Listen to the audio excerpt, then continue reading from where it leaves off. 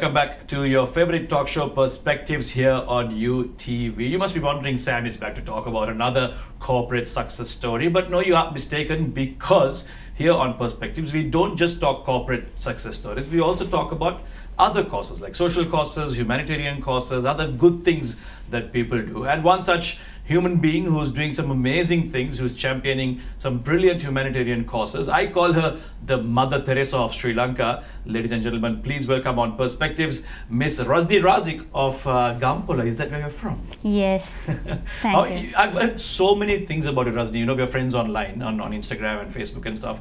Every time I see your stories and your posts, you're doing multiple things. There's lots of things that are going on with your organization. Orphans and empowering women and building houses. Tell us the things that you are involved in, so we know once and for all the awesome things that Razni is doing.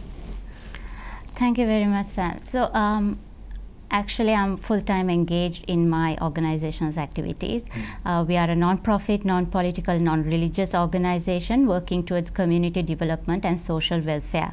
Our projects are carried out in 22 districts throughout the year. We provide self-empowerment opportunities for women-headed families and widows. We provide educational sponsorships and orphan sponsorships and disaster relief, housing for the homeless, and also refugee assistance. We have been recognized as operational partners for the UNHCR. Nice. As well. Apart from that, I serve as an advisory council member for the United States Institute of Peace. It's a national independent institute founded by the United States, the Congress of the United States. They work with global youth leaders to prevent violent conflict and promote global peace. Apart from that, I also serve as an advisory council member for the Generation Never Give Up Network, Sri Lanka. So it is children growing up in childcare institutions in Sri Lanka are compelled by the country's law to leave the childcare institution that they grew up in once they turn 18. Unfortunately, there is no proper mechanism to support this vulnerable group of youth who are leaving the care homes, and they become invisible once they leave the childcare system. So the Generation Never Give Up network is formed by the caregivers for the caregivers, and it is a space where the youth leaving childcare institutions can find the support that they need to face the challenges of an independent life through a nationwide peer network. It is a cause that's very near and dear to my heart, which I have been actively and passionately involved in since its inception back in 2017. Yeah. Oh, that's a lot of things to process. That's a lot of humanitarian causes. But it's amazing, for someone as young as you to be taking on such a big responsibility in terms of like taking care of orphans, empowering women, like I said, building houses, and doing so many other things that you listed. As a young schoolgoer, was this something that you always wanted to do, or was there something that happened in your life that sparked this sort of humanitarian in you, and you decided, you know what, this is the path I'm taking? What happened? Social work was something that I was naturally drawn to because my parents were actively involved in a lot of social work. Especially my father was engaged in a lot of community service in uplifting the vulnerable families in his village community. So this is the type of work I saw growing up, and I always knew I wanted to make a difference in the world. But the defining moment for me was when I went into volunteering at a center for street children, and soon after I realized that this is what I was meant to do all along. Okay.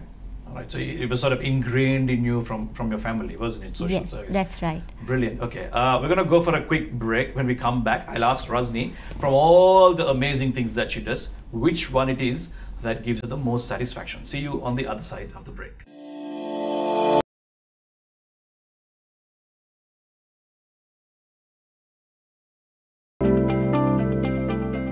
Welcome back to Perspectives. We are in conversation with Ms. Razdi Razik, the founder of Care Station. She's been telling us a lot of things about what she does and how she goes about because of her husband's support in all the work that she does. Razdi, in all the work that you actually do, I'm sure there are multiple things you are engaged in. You must be coming across so many different stories every day. You know, there are some personal stories that can really touch your life. I've gone through certain instances where I've realized, you know, sometimes the privilege that some of us have, we don't realize it. We take it for granted. I'm sure you've been through certain circumstances as well. Maybe you can share us a story where it really hit you and it really touched you personally. It really had an emotional bearing on you. There are many stories like that. When you're in this field, you cannot generalize. Each person's plight is different, and and the reality is often very cruel and unsatisfying. So one such incident was when I was volunteering at one of the centers for street children. It was a drop-in daycare center where they bring the children and drop them off and take them back in the evening. Most of them are from the streets and had no other place to go to.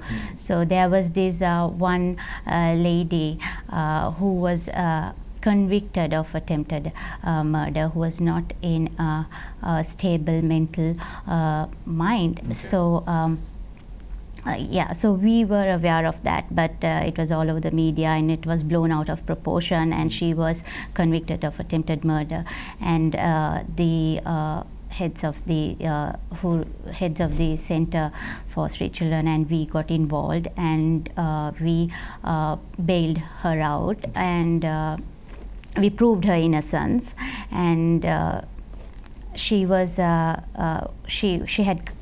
came to me one day to meet me once she was released from the jail.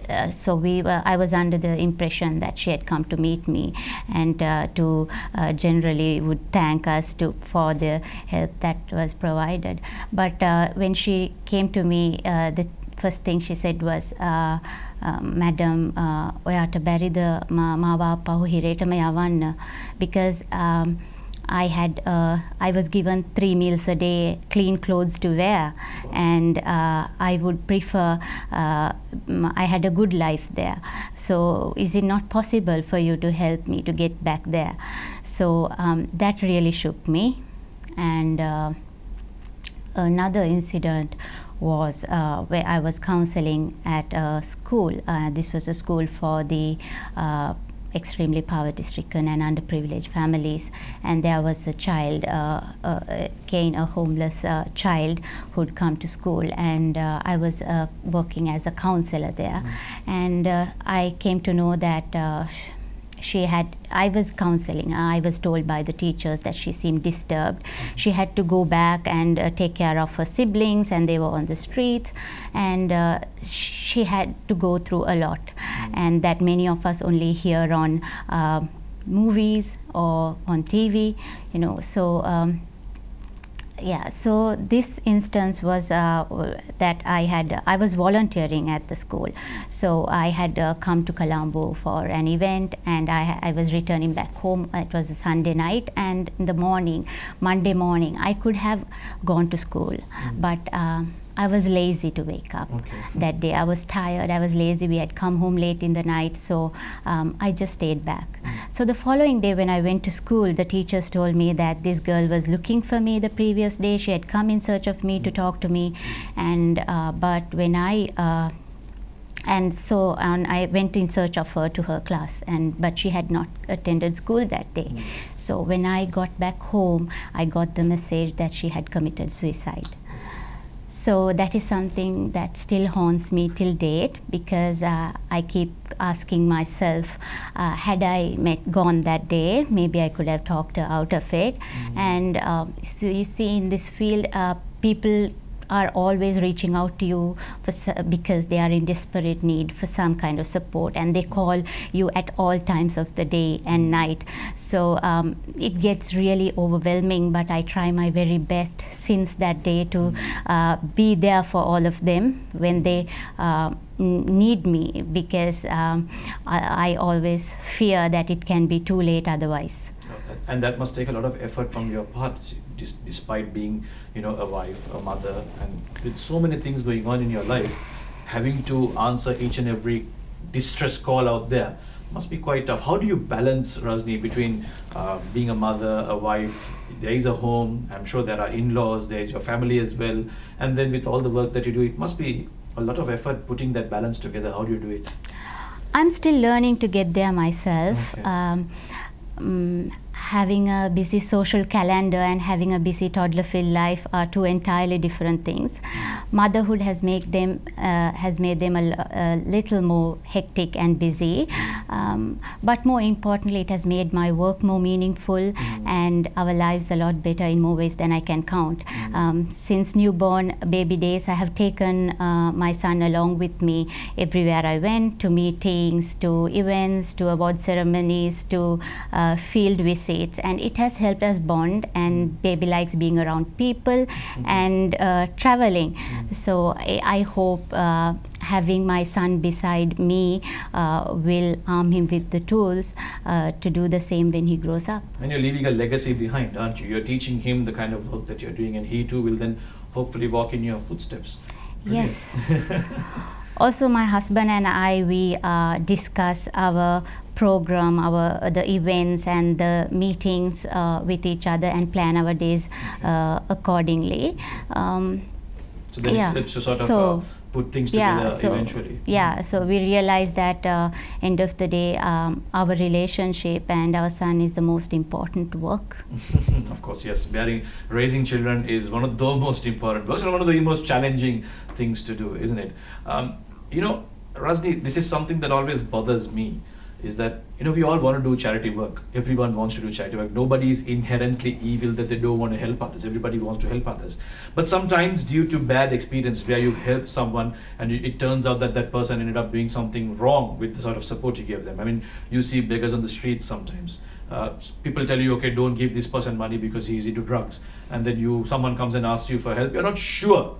You're not too convinced whether you want to help this person because you don't know and you haven't done your research. Now, how do you get rid of this? Because I've seen that even genuine people who are seeking help then don't get that help because of this issue of people not being able to trust.